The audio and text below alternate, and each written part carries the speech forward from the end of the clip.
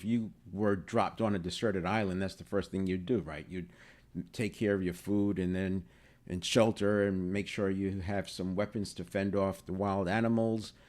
And then, at that point, the love is self-love. If you're on an island by yourself, it's self-love. And that's a point I think people miss. They get stuck trying to be complete when they don't realize that it's about being complete. So my point is, you set the rules for each of those levels. You set the rules for when your love need is met. You set the rules for when esteem is met. And so you don't have to wait for something that happens out there for your self-actualization.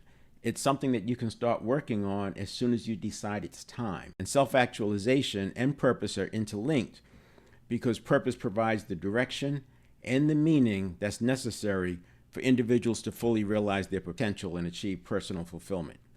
Now, the same way a person can spend hours upon hours when involved in a hobby or passion, a similar experience occurs with purpose and self-actualization. You recognize that the time passes, you get into that flow state because you're working on something that's important. And when you're truly working on purpose, you could do that without getting paid. People who are involved in startups, they literally are doing that work time often without getting paid for years because it has to do with their purpose. Well, you can do that. I'm not saying a startup, but that might be your answer. But you can do that same thing working on your purpose. What's interesting to you if you were going to be an activist? What hobby have you left that you want to get back to? What are some childhood dreams that you always had out there that you want to pursue?